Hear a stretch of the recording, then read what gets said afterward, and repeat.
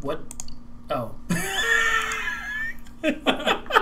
Hello, everyone! Welcome to another Star Trek Online stream. My name is... all frumpy. Yeah. Well, you know, it's pretty usual. I actually thought this was tomorrow, so really? I didn't shave today, so you guys get me at my scruffiest.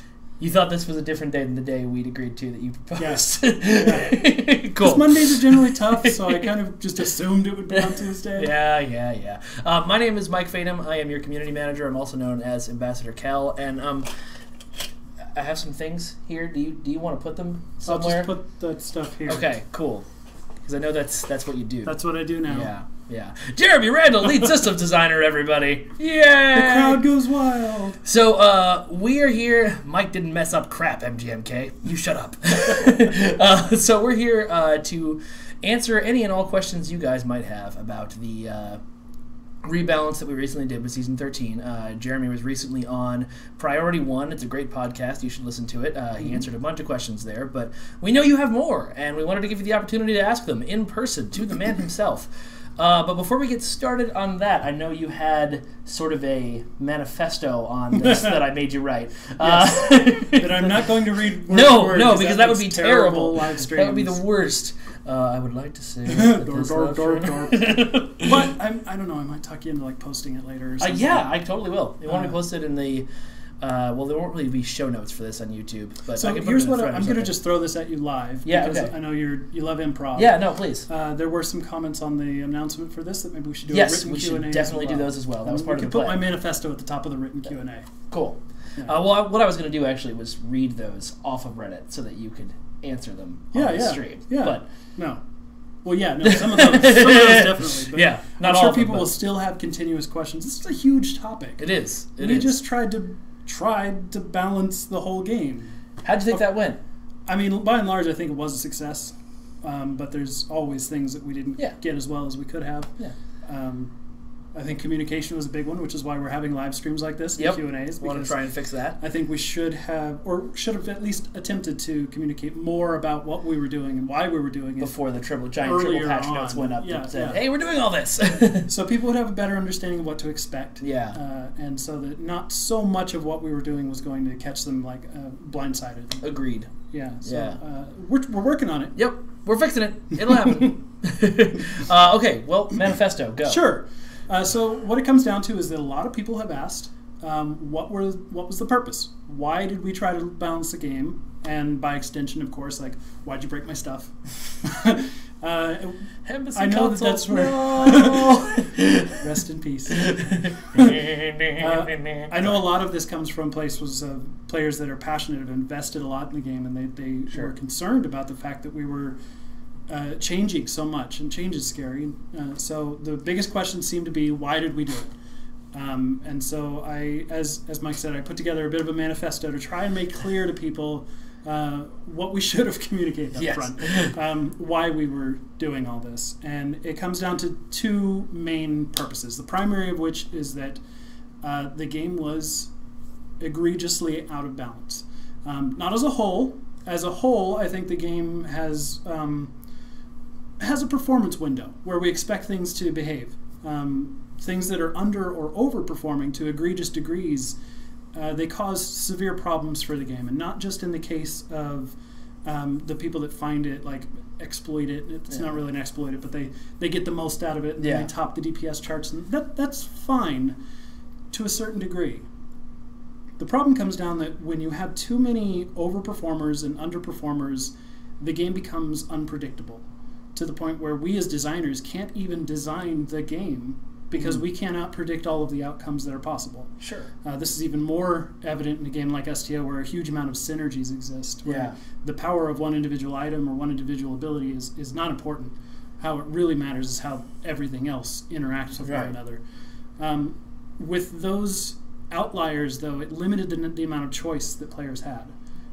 That was, honestly, the biggest thing that we had in our mind about the balance. Was, you know, if there's a best in slot, if there's one item that is just hands down in every scenario better than everything else in the game that can go in that same slot, there's no player choice. Yeah. The choice is be terrible or use this thing. And with so many items in STO and so many different options for players, you don't want to limit it to you must slot this cannon with this console or you will lose everything ever. Exactly.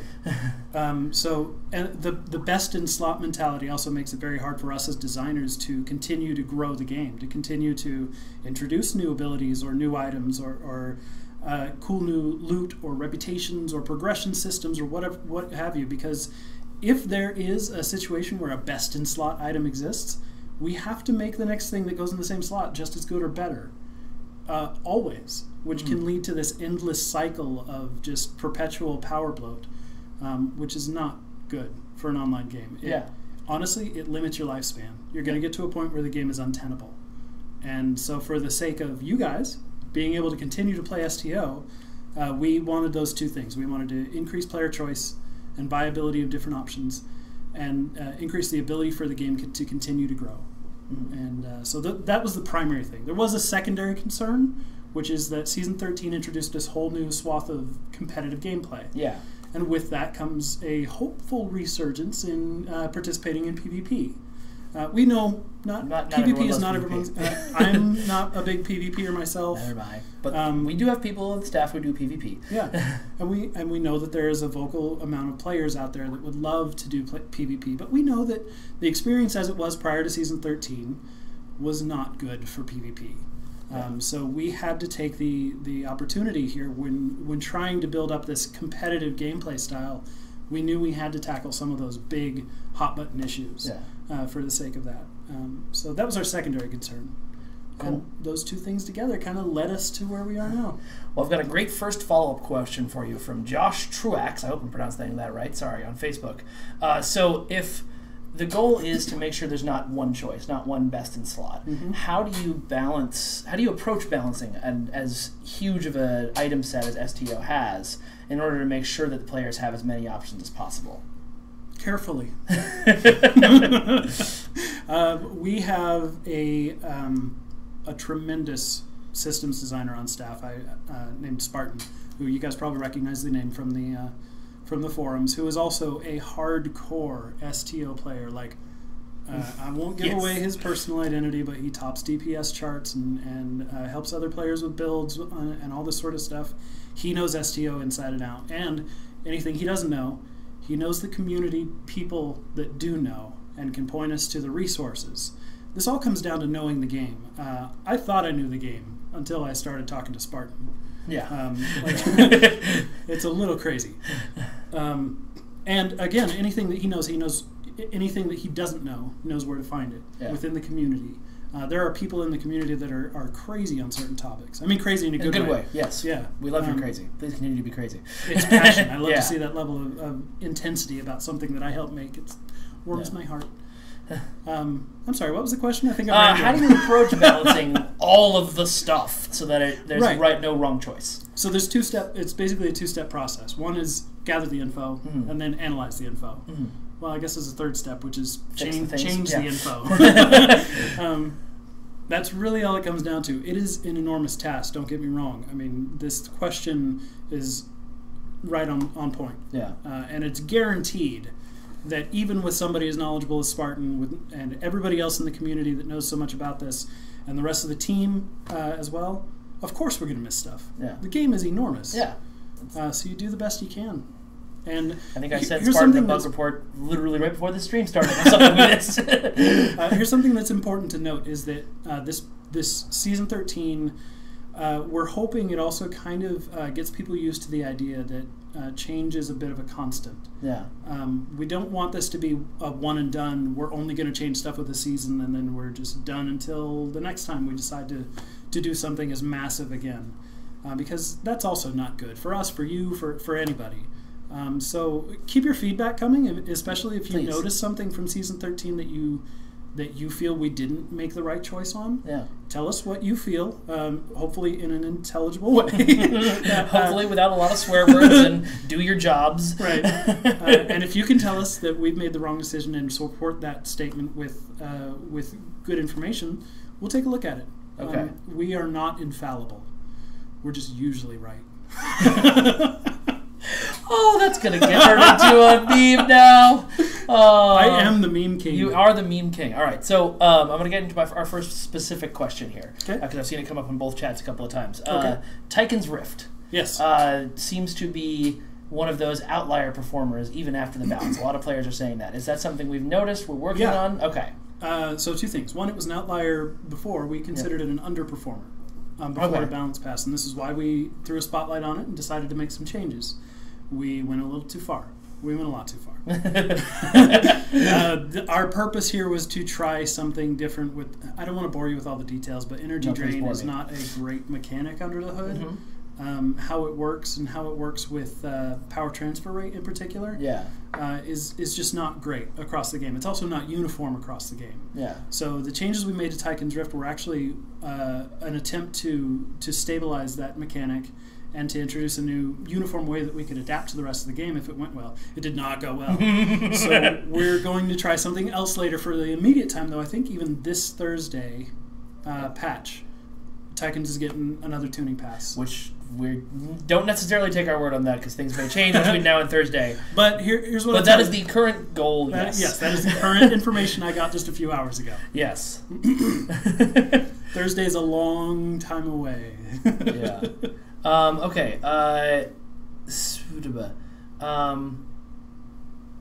Somebody said. Okay, so.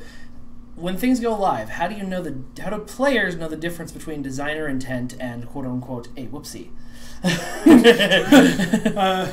Well, usually that's one of the ways in which we need to improve our communication. Yeah. We should be as clear as we can up front with what our intentions are about changes that we make. We might not be able to tell you up front that we plan to change this to do 20% less damage or something as clean cut as that. Yeah. But if we tell you that our intention is for X power to perform worse when targeting multiple people, it should do exactly what we tell you. And the exact level of that might be a little all over the place. Yeah. Generally speaking, though, if we create a new outlier, as in something that is either easily exploited to change the meta in a dramatic way, that's probably a whoopsie. Yeah. Okay. If it feels like a whoopsie, it's probably a whoopsie, and let us know on the forums or on Reddit is what I'm hearing. And we do check. Somebody mentioned like you guys don't read STO builds. We do, and we read the STO Reddit and we read the forums. We read all that stuff, and I pass on everything I see to these guys, and they read it themselves a lot too. So let us know, and we will pass it on. Okay. Somebody asked. Actually, a couple people on both things, but I think it was the one that I saw was Travis Broforce Richards, who was a Broforce wants to know. So a lot of people felt like with the balance patch, I know one of our goals was to make science captains more viable, but a lot of people were saying science felt a little bit underpowered afterwards. What do you think happened there? Well, so this is one thing that we made a misstep during the tuning process when we tried to address a problem of subnucleonic beam. As a science captain power that we felt was underperforming in PvE, overperforming in PvP, and overall holding science back because of its niche performance. So we made the choice to introduce a brand new power in its place. We pulled subnucleonic beam out and put in a new thing that was just basically attack pattern science, and it blew up in our face because it resulted in exactly what we were trying to get away from, which was that science was already pigeonholed into this place where if they want to compete in doing damage, that's pretty much the meta, that's pretty much Star Trek Online. I would love for us to explore other avenues, but that's not where we're at right now. Yeah. If you're not pulling your weight by doing damage, then you're not pulling your weight. There really aren't healer classes, for example, in our game. I mean, there are, but for the most part, that's not a mainstream thing. Yeah. So science captains, let me say that specifically. Now, it doesn't matter if they're flying an escort or a cruiser or a science ship or a carrier or a raider or whatever. Science captains fell behind because of the tools that tactical and engineering captains had at their disposal, unless they were specifically building themselves for a lot of exotic damage. And then we introduced this thing that said, okay, well then that's the only thing you can do. And it kind of threw them in the corner where science captains now were just this thing. And that's not the nature of Star Trek at all. Yeah. We want every player regardless of their class, to be able to feel free to experiment and make different choices, try out different things at different times. If there's only one thing that's viable to you because we made a change, that was not a good change on our part. So we rolled that back. Now, as for where they are now, I think they are still a bit of an underperformer, but far closer for the purpose of two main other changes that we made. One was that our monitor just went to sleep. No, it's okay. Okay. If it goes to sleep, we don't go offline. It just goes to sleep. Okay. No need to panic. Calm down, Jeremy. Calm down. One change that we made was that we added a damage buff to scattering field. Mm-hmm. So anybody, yourself and all of your allies that are within your scattering field, now in addition to taking less damage, deal more damage. So that helps narrow that gap a little bit for science captains. In addition to that, we also added a secondary effect to subnucleonic beam, which we restored, gave back to science captains, that drastically reduces the damage output of whoever you hit with it. Yeah. It's a boss killer now. I think that this has done a great job of... I think people underestimate how much of an impact this can have on PvE. If you're fighting one big central damage-dealing boss, like the Dreadnought in Mirrors and Smoke, for example, or the Power Core. And can you target the Power Core in Core Assault? The new one? Yes, maybe. I don't know how that would affect the wave though. I haven't tried it. That's something to try out. Yeah. I mean, anything that is like the Queen in the Hive Onslaught. Yeah. That's a great target for subnucleonic beam. Let me tell you.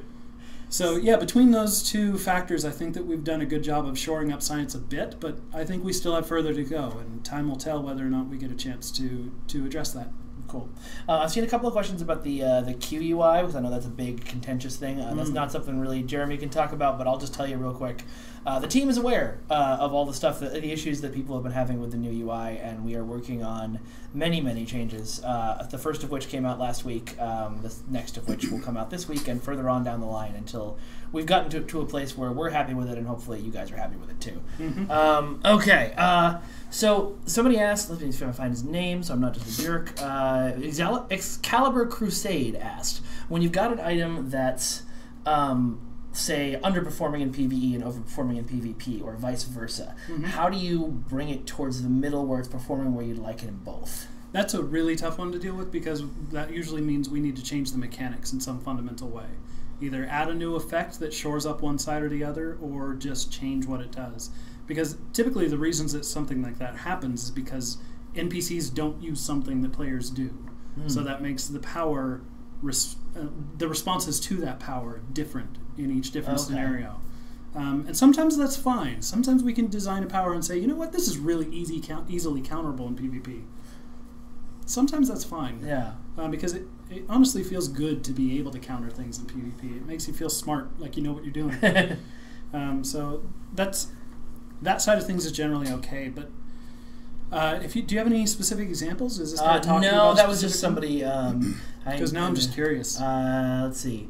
Like subnucleonic, they said, but you just spoke about that for a good 10 minutes. So let's see. So actually, let me talk about subnuc a little bit more. Yeah, please. How we feel like this was a good change to it is its primary purpose in PvP is to strip the enemy's buffs, which is something that you get immediately.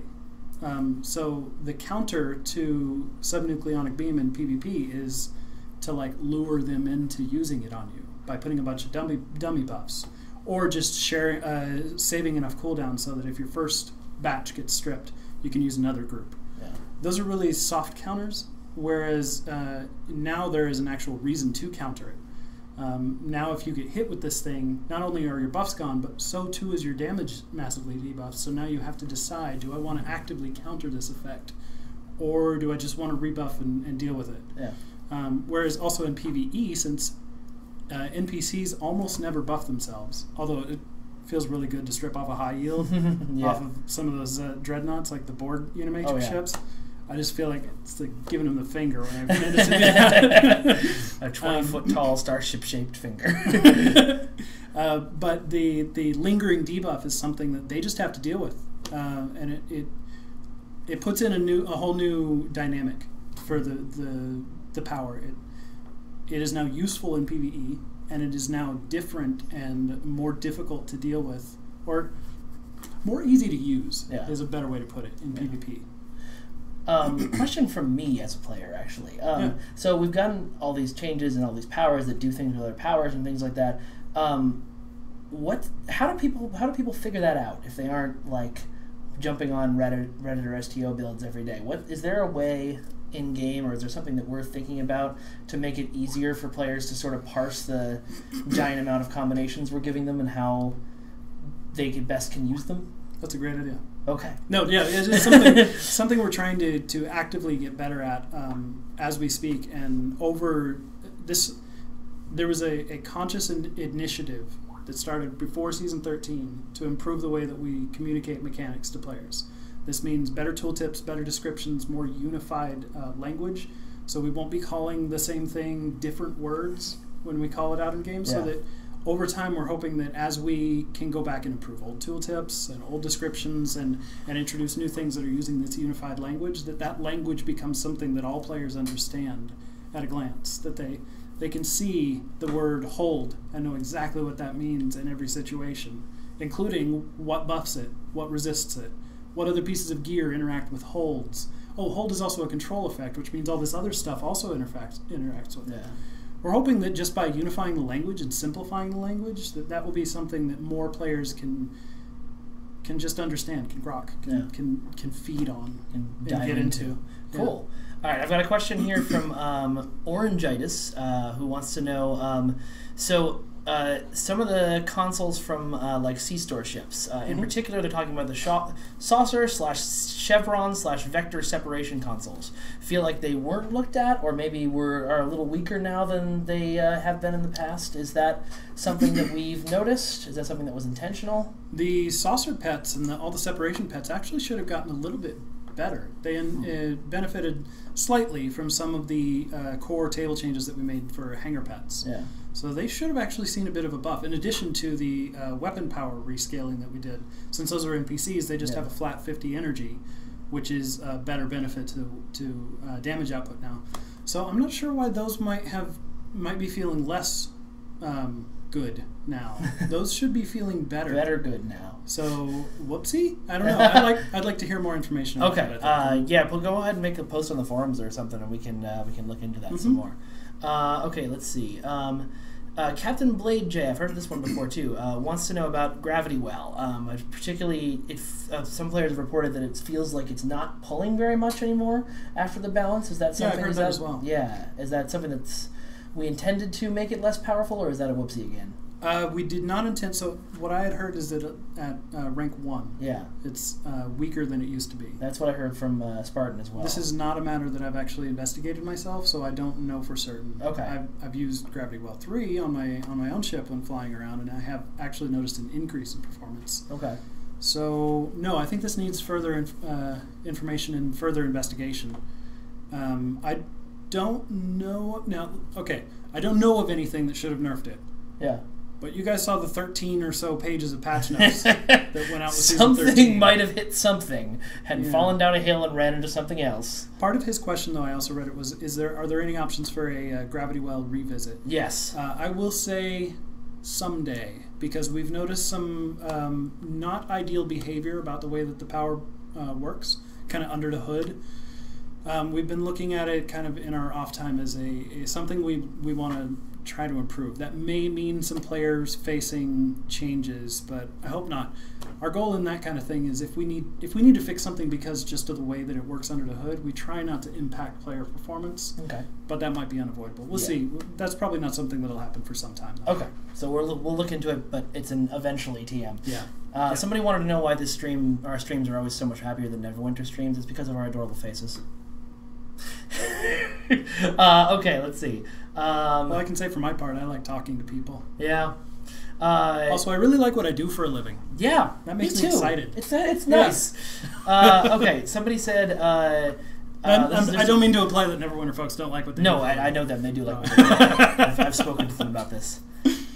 Okay, so here's an interesting question from STO_Rarva.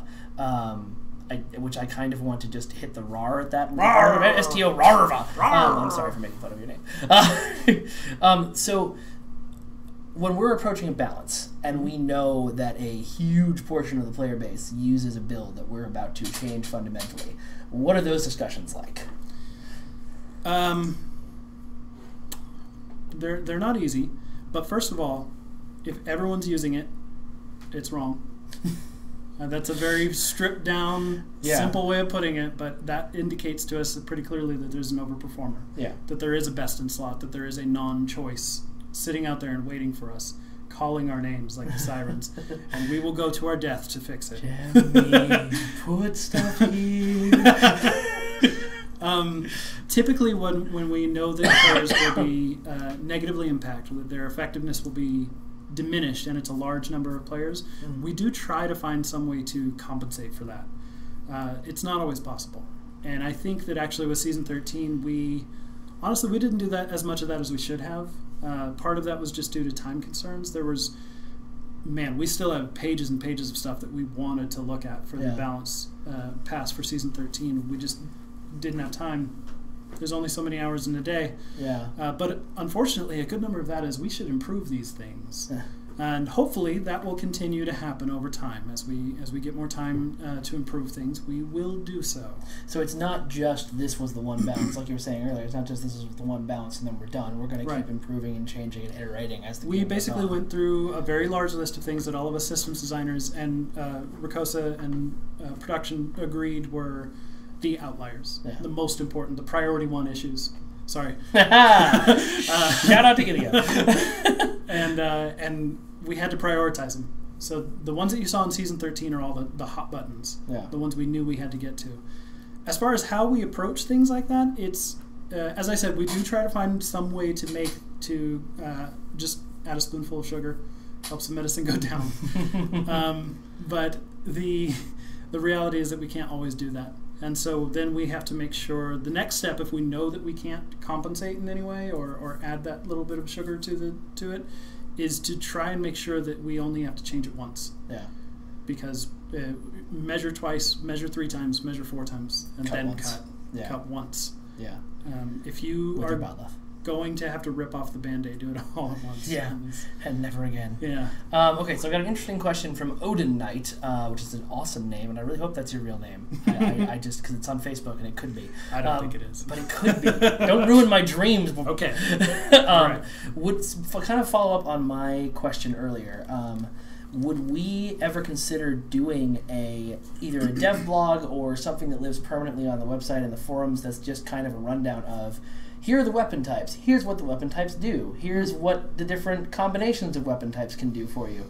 I can do a little bit of an answer to that. I know we're planning on sometime soon doing a how to get good at STO stream with Thomas, which we need to get back on it. He's done a couple of those internally. Yeah, he is, and you want to move it externally. I know. I'm terrible. You've seen me. You've talked to me after streams about how terrible I am. God, after that Miradorn ship stream, you blew up every 3 seconds. Yes, man. I did, because there were lasers. Have you ever fought lasers before? Yes, you have. They were brilliant explosions.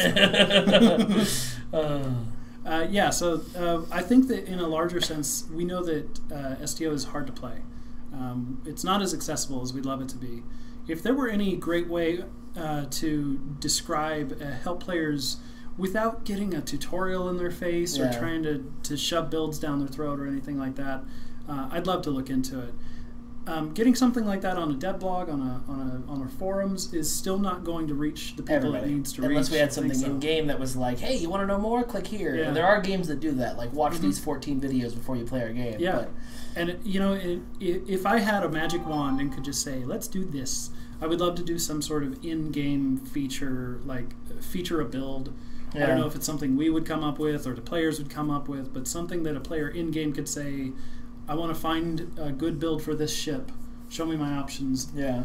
Kind of almost like the Foundry for ship builds or something. Yeah, that'd be cool. I don't know. That's a pipe dream. That's one of those ideas that we've just announced, and now everyone is going to say, do that! They're doing that! And we're like, no, we aren't. It was a But I will say, shout out to the guys over at the Reddit STO Builds.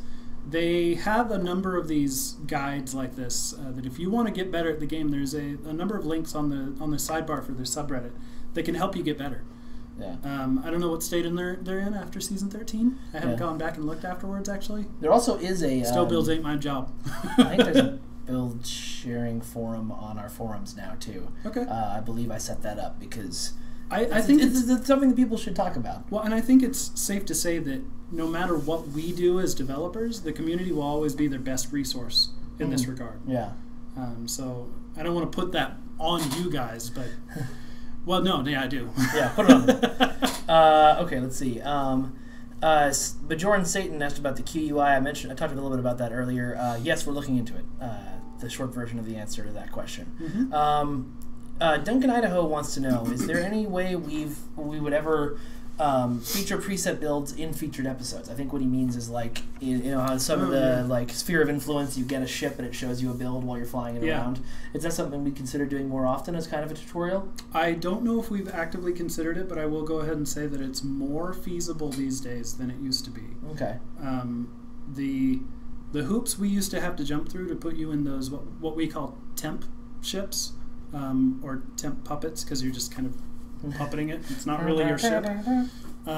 It was pretty complicated in the past, but we've actually recently refined some of our engine tech that can make it a little more viable, and so that might cause us to pursue it a little more. Yeah. We're putting you into a situation where you are a specific person with a specific set of powers, or a ship with a specific set of powers, has become a little bit easier.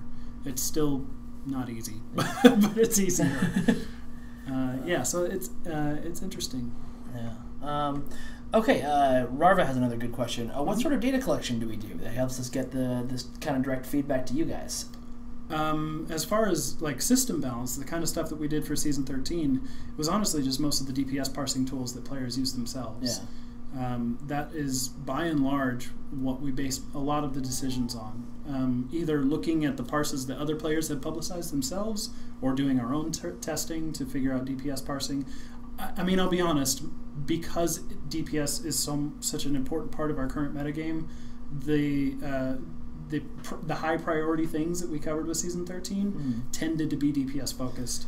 So that was where a lot of our efforts lied. Yeah. As far as other data collection, though, we have a ton of data at our disposal, including economic data. We can see which players play what missions, how frequently, all sorts of stuff like that. And we're starting to put more of a team in place to parse exactly that. Yeah, which is going to be really interesting. See more of that. Yeah. Okay, let's see. Let's see.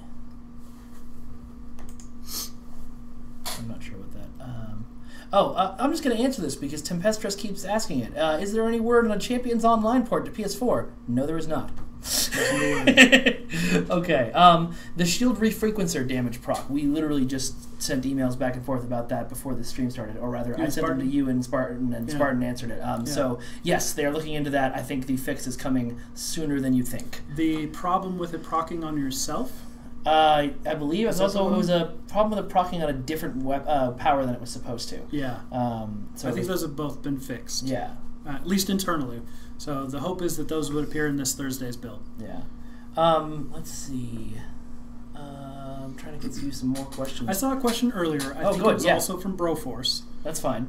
Who was Caps Lock Bro? I've forgotten his other word. Travis is his first part name. Broforce. He was asking about heavy weapons. If we could describe why.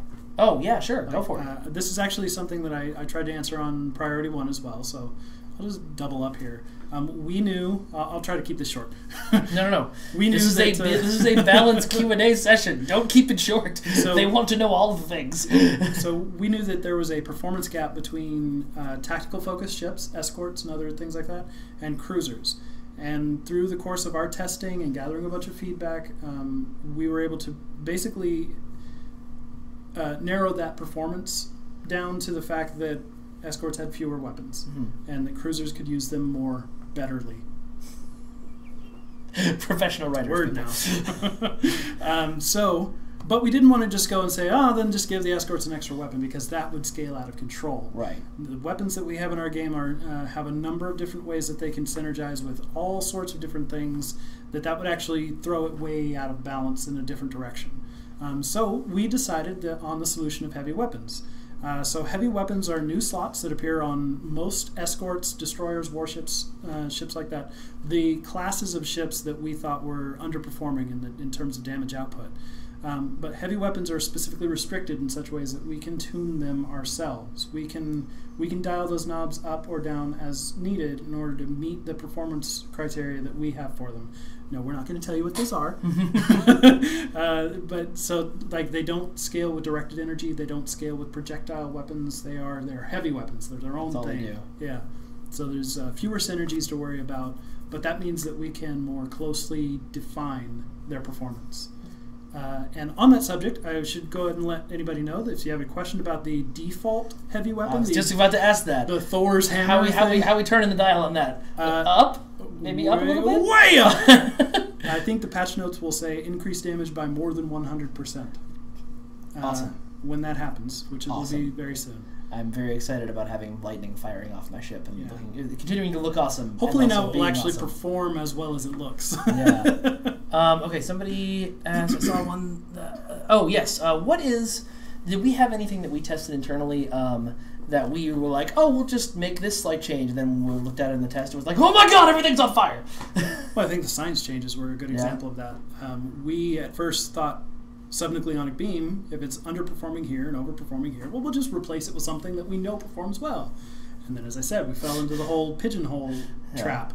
Also, in addition to that, we moved that power into a command or a bridge officer seat, which meant that now everybody that wanted to play PvP suddenly has this incredibly powerful tool in their arsenal, instead of allowing somebody to have this niche performance thing. It was a double-sided bad thing, and we fixed that decision. Luckily, before it went live. Somebody wants to know if there's any plans on, I know this was one of the reasons why getting rid of solo queues was so cried out, of building a place where players can test their builds against like target dummies and things like that. Yeah, that's a subject that comes up quite a bit. The problem there is that it requires multiple disciplines to dedicate time to it. Primarily, like our content designers, we may need new art because our internal stuff is really bad. Like the stuff we use to test builds, that is not public worthy. So the amount of man hours that would have to go into making something like that, just to make it, viable and worthy of being in players' hands, is way out of whack with the return on investment, unfortunately. So if it ever comes out, it's going to have to be something that we probably do bits and pieces of over time in our free time until it's finally worthy. It is something we've talked about, especially those of us on the systems team. We're interested in the idea. Yeah. It'd be cool to combine that with what you were talking about earlier, like, test a build and then press a button and be able to fly it around a space and then pull back out. Maybe just be able to add that to the ship customizer or space dock or something like that. Again, something that we just, now that we've thought of the idea, is months and months and months and months and possibly years away from actually happening. But possibly infinities. Infinities away. That will be coming soon. No. Not in soon. I will make no promises. Okay, this is one that I know you and I had a spoke about earlier. What happened with Hit and Run? And what can you say about what happened with Hit and Run? Wow. Some of it I can't talk about because it was an internal thing. Yeah. Stuff went wrong. Yeah. But one of it, like the player-facing thing, this was a very unfortunate oversight, but we shipped it with crit hit instead of crit damage. The original design docs all said crit. It actually said critical hit damage, so it was a little confusing. But looking back on the intentions of what the Starship trait was supposed to do, it was always intended to be crit severity, crit damage, increased damage from your crits, and not crit chance. Unfortunately, it went live as crit chance, and so much crit chance that it became an immediate outperformer. An immediate problem. That this became a best in slot. You get 30% crit chance out of this one thing. That's unheard of. So we unfortunately had to go over this. I had to go all the way up the chain to make sure that we could make the change because it was a fresh microtransaction. And there were. It was as much fun for us here as it was for you guys out there. Yeah, not a fun day. No. But again, we had to make that decision. Otherwise, we would have just been in the same exact. Especially, God, we did that right on the heels of launching our changes on Tribble. So it was like, we're doing all this stuff to make the game better, and then there's this thing.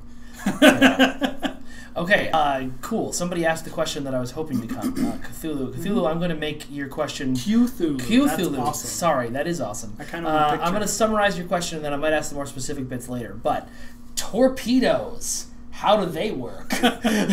So a lot of questions that have come up in relation to this stream, in relation to our balance changes. It's an item we grant players right out of the gate because it's a very Star Trek thing. You fire your beams, you drop their shields, you fire torpedoes. But in the current meta, unless you're using, as I understand it, a lot of drain to drop their shields instantly, torpedoes just don't perform as well as beams and cannons. Yeah. Is that a design thing? Is that something that, because it fits with the theme of Star Trek, we have to leave that way? Is it something we're looking at fixing, and how would we fix it? I have so many questions. How would we fix it if we were going to fix it? Well, let me back up one step. Good. Torpedoes have a long lineage of being neglected. They also have the unfortunate honor of being the thing that gets affected by the other changes we make unintentionally. And this has been going on since STL launched. Yeah. The original kind of design space that torpedoes filled was, I don't know if any of you in the audience have been around long enough to remember, but there have been a few people who said they've been players since beta and chat already. So you guys would remember when STO first launched, weapon drain did not return weapon power after you fired your cycles. You just had to naturally regenerate it. Oh. And they also drained more. And so back in those days, if you were firing more than, 5 or 6 energy weapons, your weapons would go offline, which meant you could not outfit your ship with 8 energy weapons. Yeah. That was just an impossibility. Some engineers could wrangle it because of their power benefits. Yeah. Because there was somebody in the warp core plugging things into other things. Right. Some of their captain powers are really great for power levels. Yeah. So some of them could run it at least temporarily. So torpedoes kind of were a necessity back in those days, and that was the game we launched. And that was the meta that we launched with. Torpedoes had to be there because you couldn't do anything else with them, with those weapon slots. And it's all evolved since then. And we are still dealing with all of the design baggage that we started with. Yeah. Torpedoes do underperform. I'm okay with saying that publicly. And it is something that, as I mentioned, we have many, many pages of design notes on things that we would like to make better. But torpedoes are very difficult to make better because they don't exist as a thing. Like, there isn't torpedoes as a thing. It's more like this whole pile of torpedoes and then all the good ones that were made later based on trying to make these ones perform better. Things like the Neutronic and the, what's the one that drains shields? I forget what it's called. These one-off torpedoes that now, if we just said all torpedoes are better, then these would be egregious outliers, and then we'd have to go through and nerf them. And it's all a give and take of trying to figure out a good attack plan. We don't have one yet. We know it's an issue, and we know it's something that we would like to improve. A perfect scenario for me would be if players would find, or if we found the way to encourage players to start using mixed builds, where both energy weapons and torpedoes are, again, viable and sought after to use together. To work together, yeah. But it sounds like it's almost as much of a Herculean task as the previous balancing we just did to just focus on torpedoes. Yes. So there's a lot of things that we would like to do and a lot of things that we will be reviewing to make better in the future. Torpedoes will definitely get reviewed. I can guarantee that. I don't know the time scale, but they are definitely something that we know needs improvements and needs attention. Yeah. So it will happen. Okay. Let's see. I don't know if we can answer. I'm trying to look through the Facebook questions because I realized Facebook wasn't showing me the comments for a minute. So I'm trying to make sure I get you guys. Would we ever release our own DPS parser if we ever built one, so that people aren't relying on fan-built ones? Maybe. Maybe. We do have a really terrible dev tool that parses DPS. Honestly, some of the fan ones are better than what we have internally right now. Yeah. And again, that comes down to really a lot of questions of return on investment. Like the amount of developer hours that it would take to turn our tool into something that's really easy to use and fun might not be worth the time and effort when we could instead be fixing server bugs and stuff. I love that Starfleet Dental thinks I can't see them in chat. Anyway, let's see. Demetrius STO wants to know if there's any plans to take a look at the science and engineering and tactical ultimates, as according to them, there were 2 viable ultimates pre-season 13, and now there's only 1, which is tactical. Yeah. Yes. I don't know how much more of an answer I can give than that, but yes, they're a problem. We're aware of it, and we'd like to look at it. Yeah. Okay, let's see. This is actually kind of hilarious. A person named Sleep wants to know how we feel about whether placates are overpowered. Whether we feel they're overpowered? Well, yeah, well, he says they're overpowered. Let's see. They're annoying in PvP, and a new one was added in the new rep. Apparently, we removed all placates in around 2014-ish, which I wasn't here for. We removed a very problematic proc on the Romulan reputation, which was when you get hit, there's a chance for you to placate your enemy that hit you. That was just it was awful. I mean, it's not awful. There's probably games where that kind of mechanic works great, but it wasn't good for STS PvP. As far as placates in general, I don't know that I could say that they're a problem in general, like as a mechanic, but if you're concerned about a specific effect, like if jam sensors is your jam that you want us to review, I'd like to hear more thoughts about that. Yeah. If there's any specific feedback you can give. If it's just a matter of, like, there are 2 kinds of placates. I don't know if players are aware of this, but we can choose on a per power basis whether or not a placate makes you invisible or not. This is how we do hacky things like the scimitar firing while cloaked. We don't actually make it cloak you, because if you were invisible, then none of your beam weapons would show visuals either. So what it's actually doing is periodically placating everybody nearby in a way that compares stealth values to perception values. It's a great big ball of hacks, and I love it. Okay. But placates in general, I don't think are a problem. Immediate response in Twitch is that there are so many placates now that you can immediately be placated in PvP every 5 or so seconds, which has been confirmed by somebody else. So we may need to take a look at that. Well, and the most obvious thing that comes to mind just by hearing that is that we probably need some form of universal placate lockout. Yeah. Maybe only for PvP. Maybe for everything.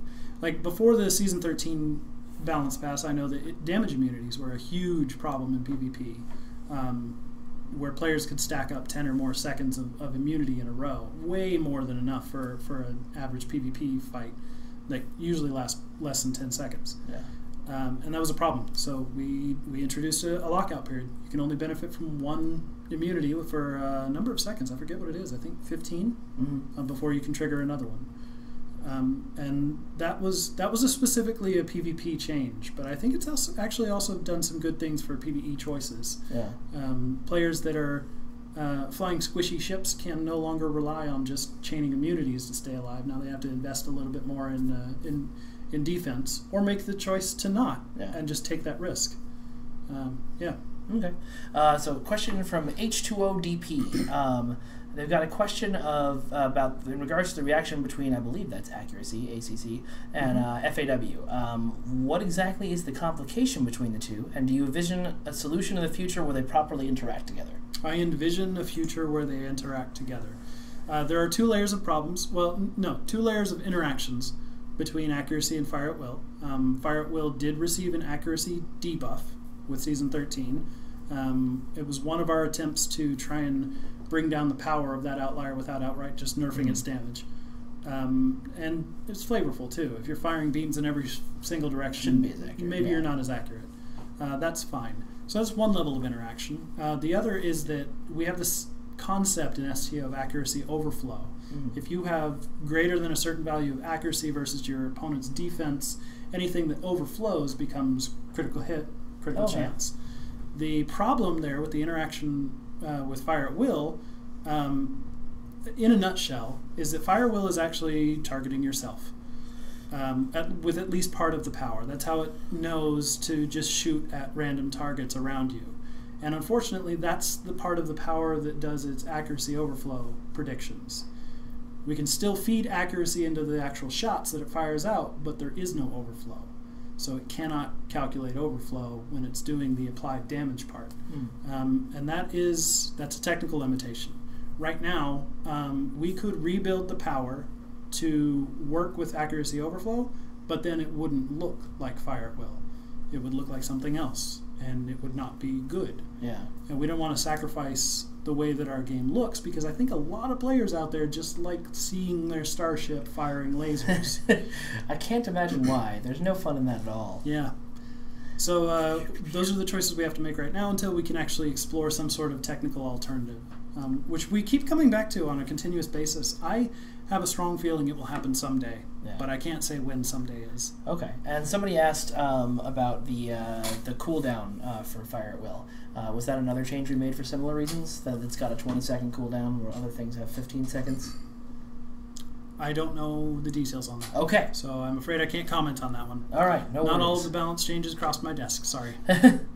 Okay, that's a ground combat balance question. Yes, ask it. You can be knocked. Sorry, I made this to post on Twitch. That's a great username. You should be proud. You can be knocked down over and over in ground combat. Does willpower work, and can we have a knockback immunity? Yeah, we were actually just talking a week and a half ago or so about doing something similar for knockdowns and holds on ground. It has been discussed, and we have considered it. For the time being, we haven't taken any steps to implementing it. Okay. But the idea of being continuously knocked down is, I know it's a problem. I've seen videos of people being just pushed into a corner and continuously knocked on their butt and not able to act at all. Yeah. That ain't fun. No. So that's probably worth looking at sooner rather than later. In fact, I have a handy little note here. I'm going to go ahead and write that down. Okay. Question from LTNY Lint, which I'm going to assume is Lieutenant New York Lint, because that's hilarious in my brain. Wants to know about the rationale behind the mild nerf to TSS and Science Team. Why did those two powers get looked at? I don't know. Mild nerfs are one of the things that probably didn't pass my desk. Okay. That's something we should ask Spartan and get back to you then. I'm sure it had something to do with outlying performance, probably synergies that we couldn't bring in line. Yeah. Saliknar, we answered that question about holodeck target dummies earlier on today. Yes, kind of, sort of, maybe someday in the future. We're interested in it. Yes. But it has a lot of buts. You don't know what you've just done. You weren't reading the chat, so you don't know what you've just done. Oh, okay, anyway. Another ground question. Phasic Shroud. People apparently are able to keep it up 100% of the time. Is that something we're aware of? Is that cheaters? I don't know. Okay, that sounds like a whoopsie. That sounds like a whoopsie. Let me look into that. This is sort of something we talked about earlier. I think the answer is because the design philosophy of the game has changed over the years, but I would love to ask it for you anyway. Verus Israel wants to know why we teach players that beams are for shields and torps are for hull at the beginning of the game, and then that's kind of thrown out by the end game. It is exactly what you've said. That's what I thought, yeah. The game has just changed over the years. When STO was young, this was the design principle that we wanted to pursue. We are in a state now where we have to decide whether or not that's still something we want to be true. Okay. And that's a part of the great big bucket that is look at torpedoes. Okay. Warp core explosions seem to be more powerful than before Season 13. Is that working as intended? I don't know, but I'm not really surprised. Okay. I have a feeling this might have something to do with power levels. Yeah. They may scale off weapon power. Which, as we said, we'd shifted the scaling of weapon power up slightly.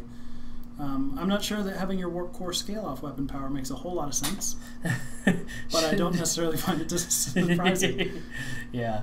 Diphilion, we did talk about Tychon's Rift a bunch at the beginning of the stream, so when this goes up on YouTube, most likely tomorrow, you can go back and watch that, or I'm sure I will go ahead and say, keep an eye out for our patch notes, because you might be very happy. You might, though. It's only might. It's only might. Thursday's a long way away. Okay, let's see.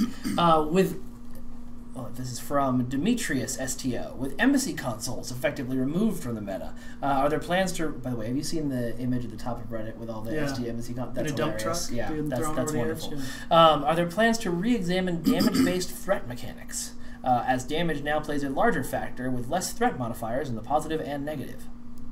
I'm having a hard time parsing that. So let me answer a few different parts. Individually.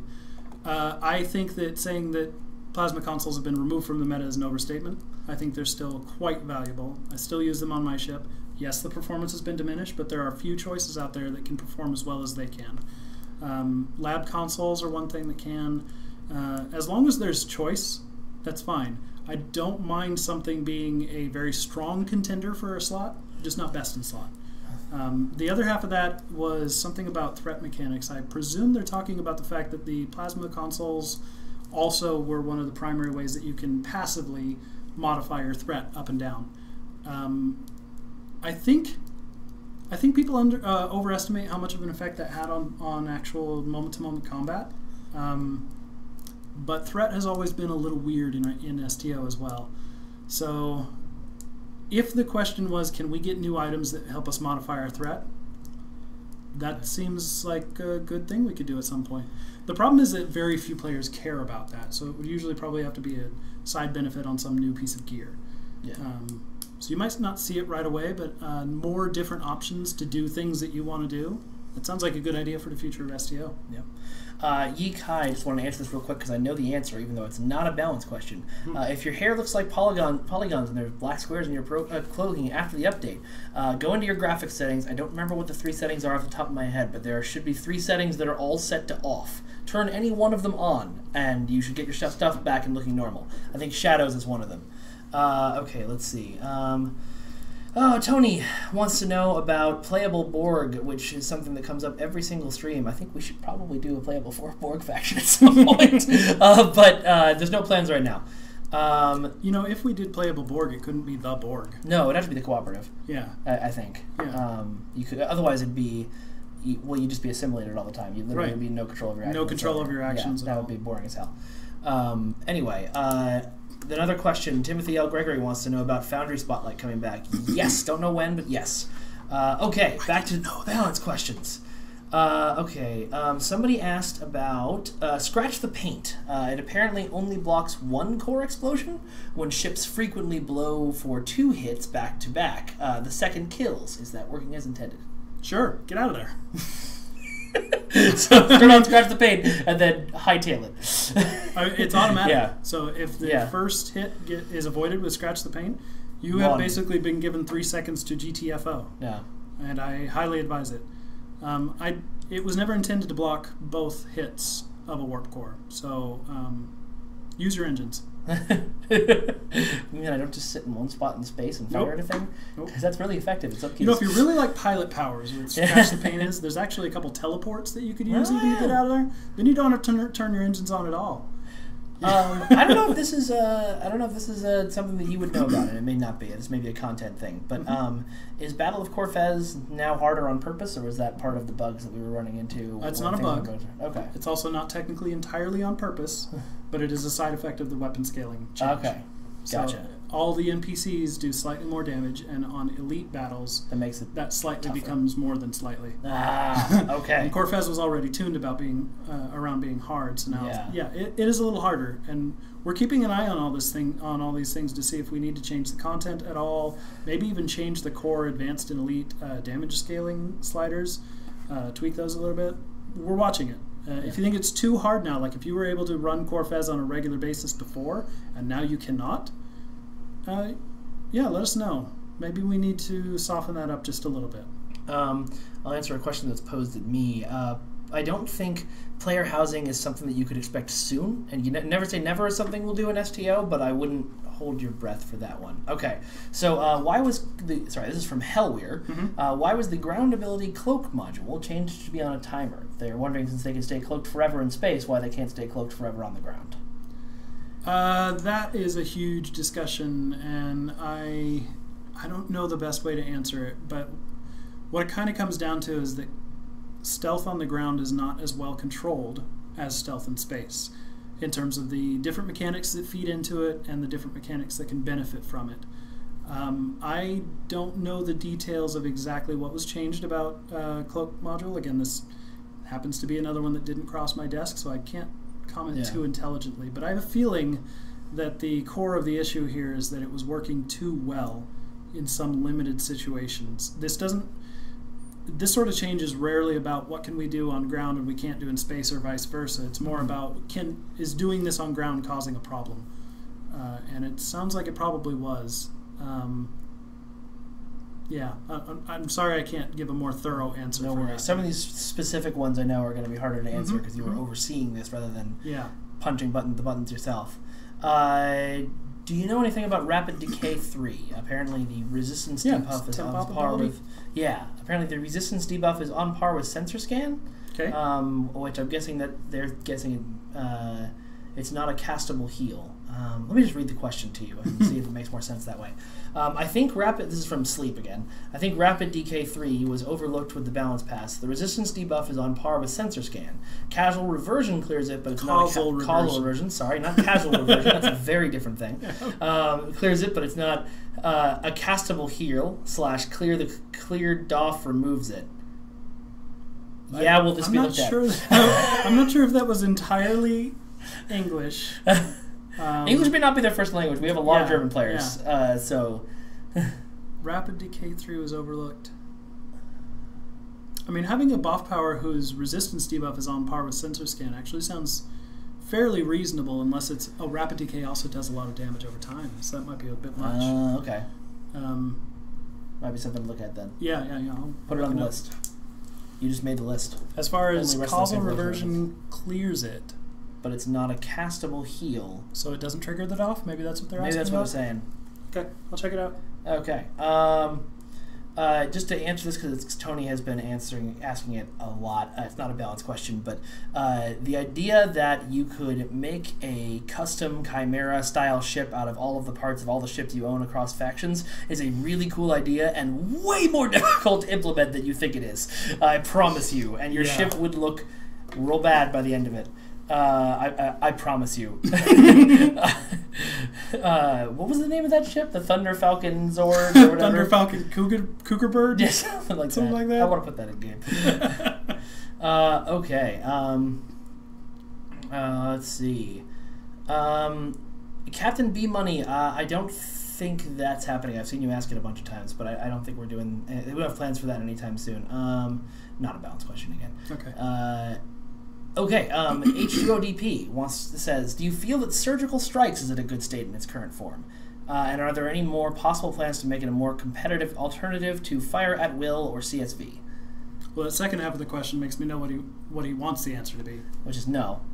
Well, you don't think it's good, and you're going to buff it. And congratulations, Surgical Strike is not in a great place. But I don't think it's that far off the mark. I would consider it a pretty low priority at this point. If I had to take a guess, I would say it's probably underperforming across the board. But there's always somebody out there that's going to make it the best power ever by figuring out how to properly get this other equipment together to synergize with it. I think it is underperforming. That's just a gut reaction, but I don't think it's by a huge margin.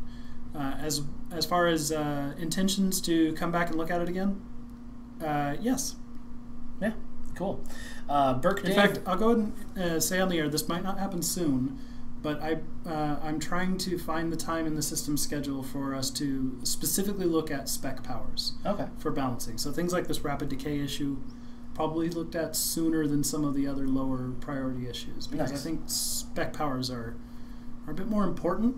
Like they're this flashy thing we try to sell on players, and some of them are really not that great. Yeah. Like Command. All of it. Not all of it. A lot of it. What are you talking about? Command works great. Everyone should play Command. So both for your sake as players, to get more fun and more enjoyment and more effectiveness out of these specialized powers, and for our sake, because they're microtransaction related, there is some money involved there, so making them better and more appealing is good for both of us. For everybody. Yeah. So just to put this on the list because it keeps coming up, apparently Scramble Fighter's immunity is not working due to the immunity lockout. Oh, yeah, I heard about that one. Let me... write that down. Yep. Yeah, I think what it is that it's triggering your immunity before they actually get their immunity. Okay. So it's triggering your lockout before they actually get to benefit from it. Cool.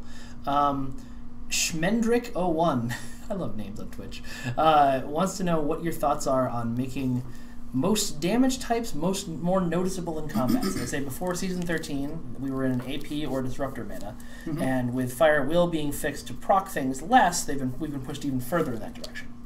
You think so? That's what they say. I don't know the meta. well enough. Well, no, I could see why that would be assumed, but I'm not sure it's entirely true. Some of the procs out there are way better than that passive crit severity that AP gives you.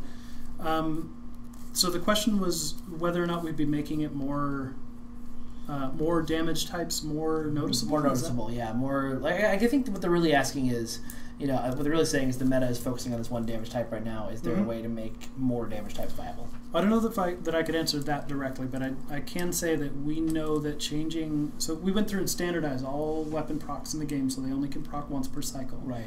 We knew that was going to cause some issues. That was going to cause some existing procs to fall way down the scale in terms of performance. And we do have it on our list of things that we intend to go back and take a look at. Okay. So I don't know if that's directly answering the question, but yeah, we know about procs and we plan to go look at them. Yeah. That would at least help the issue, I think. Nimandra, we talked about the QUI early on. Go back and watch the video later. Okay, let's see.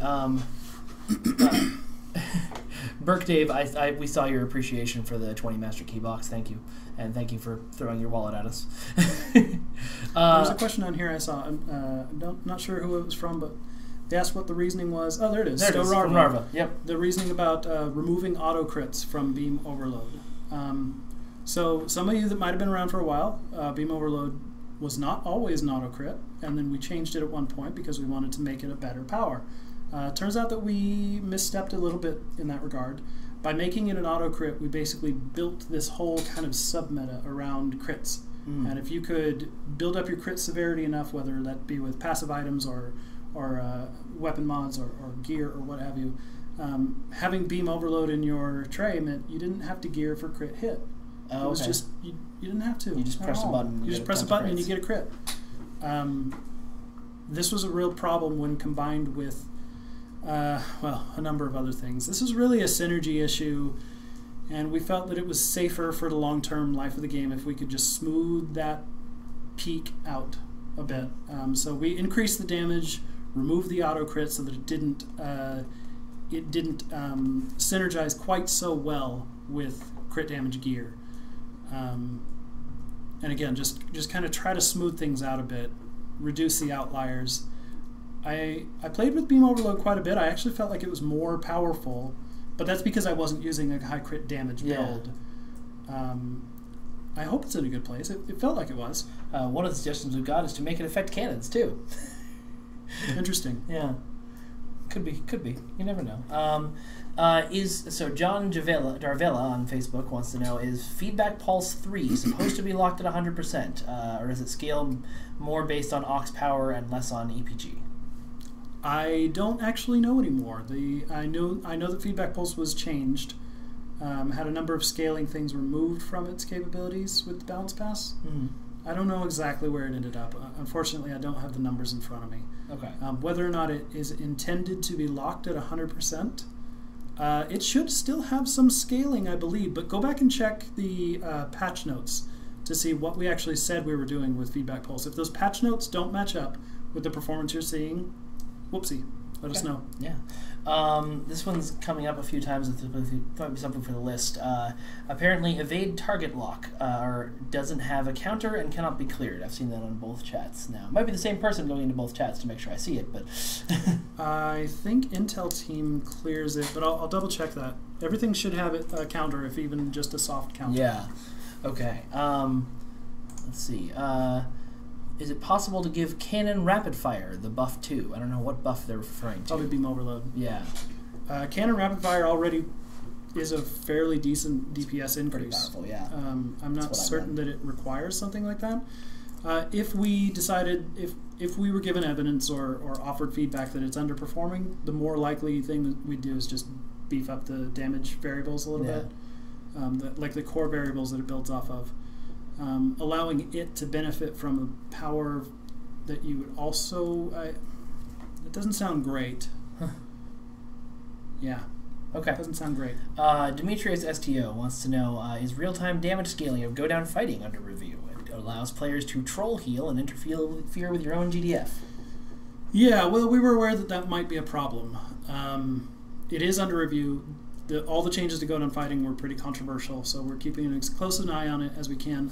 Honestly, this is the first time I've heard any feedback. Now, there might have been others I haven't noticed, but it seems like the changes have been largely well received. Okay. The idea of troll healing is a problem, but I'm not certain what else we could do with the power other than like make you immune to healing, which sounds terrible. Yeah, I don't want that. That sounds like a really bad, dangerous idea. Yeah.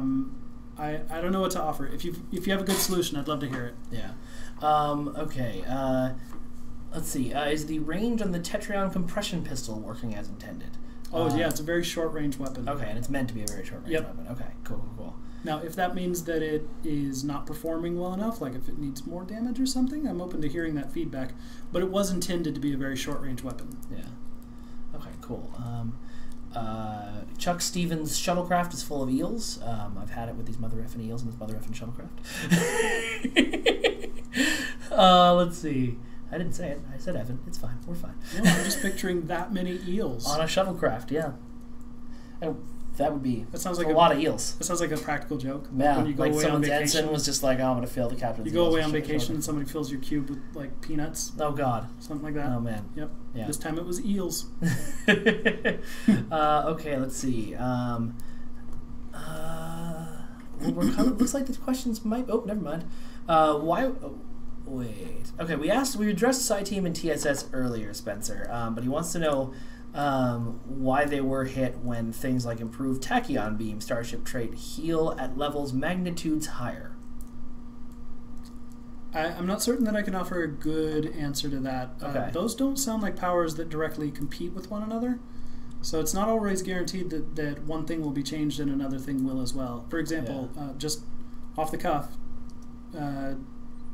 TSS, what does it say? Transfer Shield Strength? I think so, and yeah. Science Team are both bridge officer abilities, while the improved tachyon thing is a starship trait. Those fill entirely different design spaces and aren't always tuned to be in line with one another.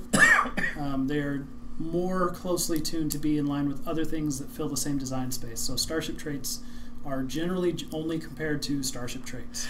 David Keith Boyer wants to know if we can get a cancel red alert command, and I think I know what he's asking, and I would love that if we could just, when we're done shooting at things, get it to get us out of combat before the 10-second wait, so we can shoot to impulse. That would be great. I don't think we're working on that anytime soon. No, I don't think that's a high priority. We actually tried at one point tuning the combat time way down, because that's a setting, like a server-side setting. And it opened up a lot of exploits, specifically with cloaking devices. Oh, that's too bad. Didn't work so hot. That's why we can't have nice things. Mm-hmm. Okay. Somebody says... Okay, so we're continuing the discussion about beam overload. And people want to know why we can't just have energy weapon overload instead of beam overload, and so that people don't have to choose between slotting. The same conversation could go for why can't we have energy weapon rapid fire and energy weapon scatter volley. Yep. Energy weapon fire at will. I guess the larger question then is, what is the design decision behind you must run cannons or beams, you must choose? I don't know. Mm-hmm. That is one of those design legacy baggage things that have come from pre-launch. I don't think it's a terrible thing, but if we had a really good solution on marrying them, I'm not entirely opposed to that, at least on the surface, because it would increase player choice. Yeah. You could choose to run both beams and cannons that way without having to sacrifice additional bridge officer spaces. Which I will say, I've accidentally done that before, and it looks pretty cool. Mm-hmm. So I can't really say that we could ever do that.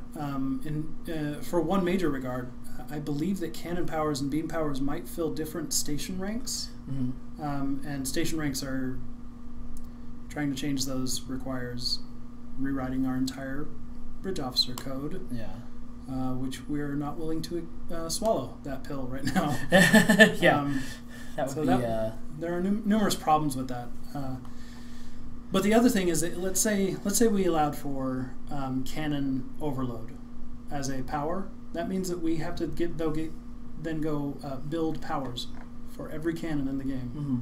Find a way to hook it up to every single cannon in the game. That doesn't just mean Disruptor, Tetrion, Anti-Proton Phaser, Disruptor, and I said Disruptor. You know, the 6. Yeah. It also means every single one-off, everything that has a different visual flavor, that has to be a different power. That would be a monumental effort for arguably minimal gain. And I'm not sure what that would do to the game as a whole. We'd have to take a far closer look at that decision before that's before we could even start that's a to couple pull of months triggers. of testing and thinking, and before you even I will say though, just in my heart, I'd like to look into it. Yeah, it'd be fun. Yeah. So it's on Jeremy's list now. Sometime in the next 20 years. This game will live forever.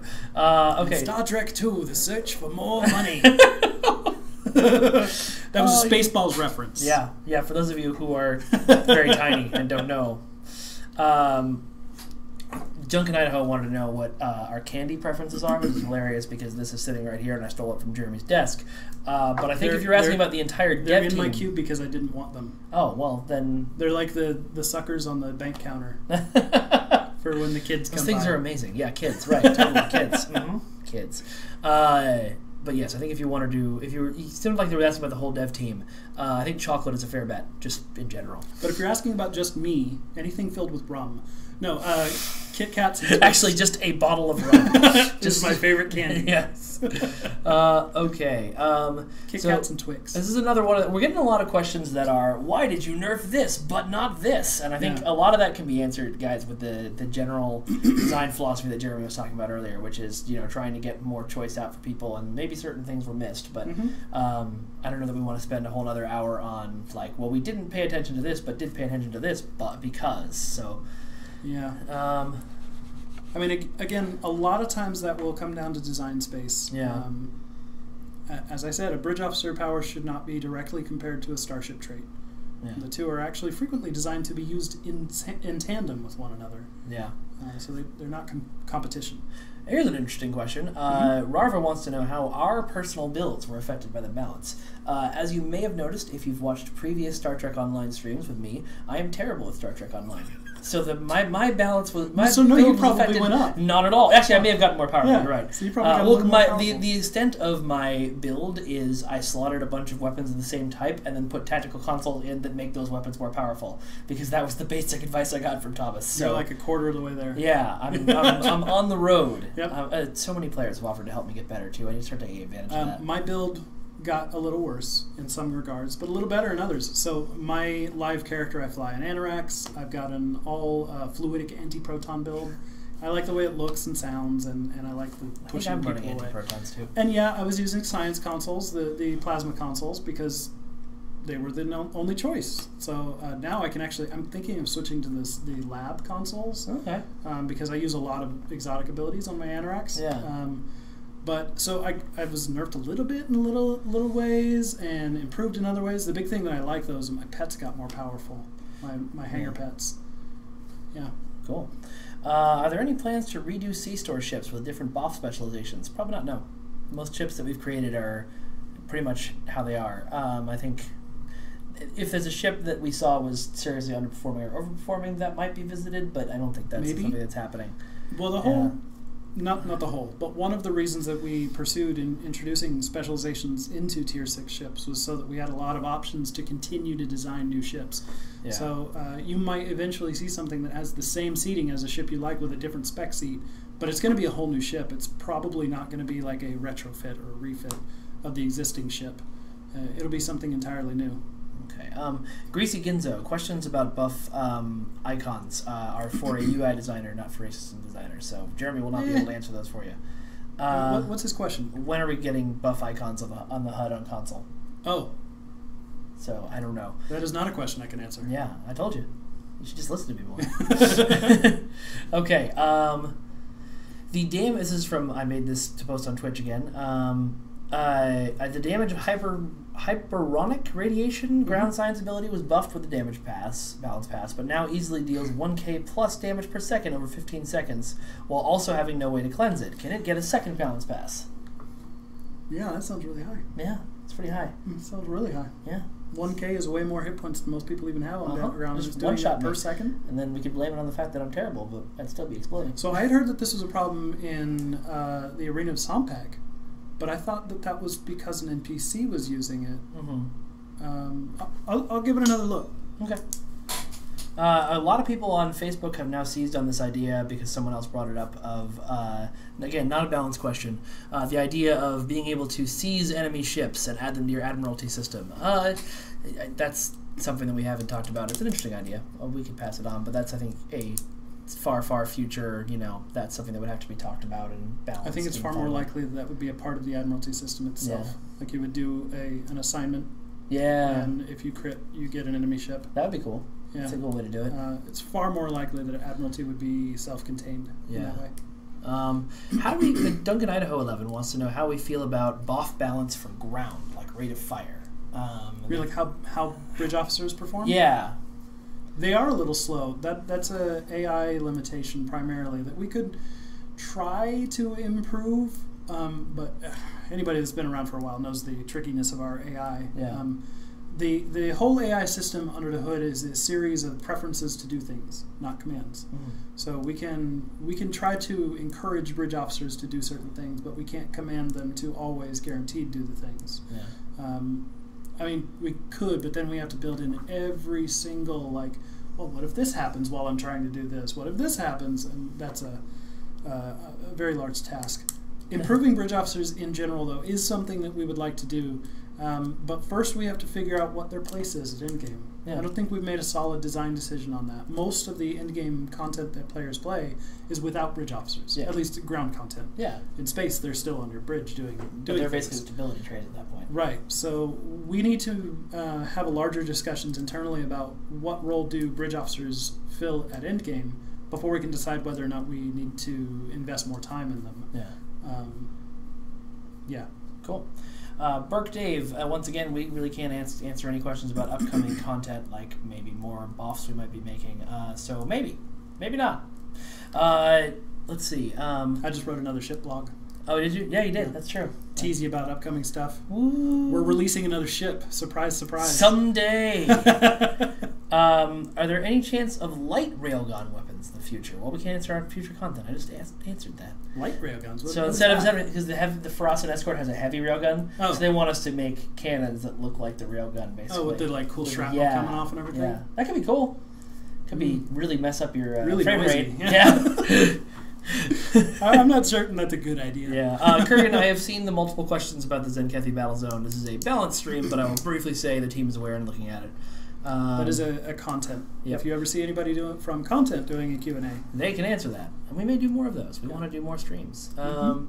Okay, this is starting to look more like less balanced questions and more upcoming content questions. Yep. So we may be close to wrapping up here unless people have more stuff.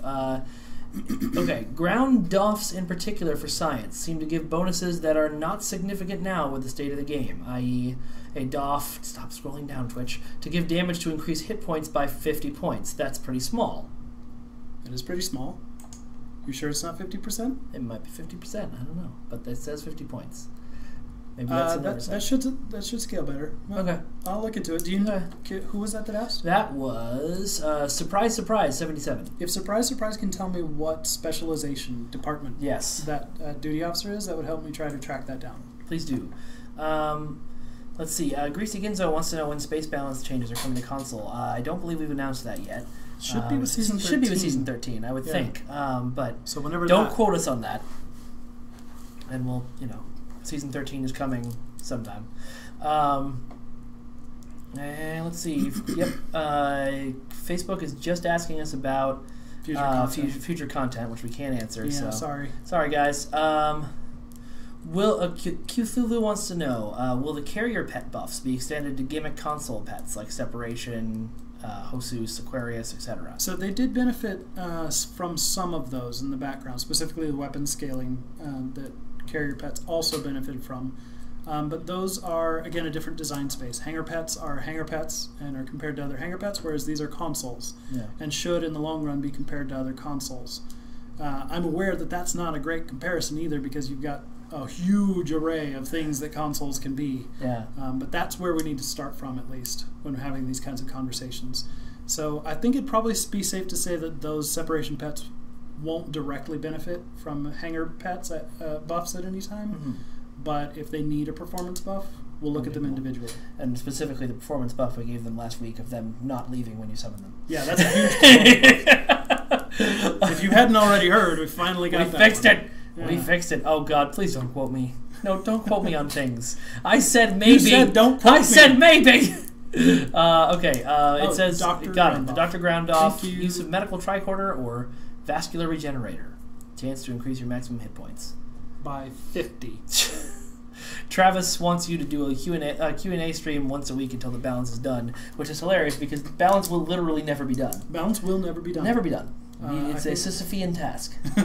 Yeah, by nature. Yeah. Because even if we get to a point where we have touched and changed every single thing in the game, we'll release new shit. well, not only that, but by that point we'll realize that something we changed 2 years previous is no longer in balance. Yep. It is a literally never-ending process. We are constantly seeking the balance. Mm-hmm. Like those guys who fought the Breen in that one season. I should know their names. I don't. Someone will tell me in chat. I don't even know what you're talking about. There's a whole Breen arc in the game where you're hanging out with these guys. Oh, in our game? Yeah, in our game. I don't know why I thought you were talking about DS9 No, or something. No. It's actually a story arc in our game. There's these guys, I think they're from Defera. They might be the Deferans, who are just very much like, everything is in balance, which is why we can't help you fight the Breen. Go blow the Breen for us. Yeah, okay.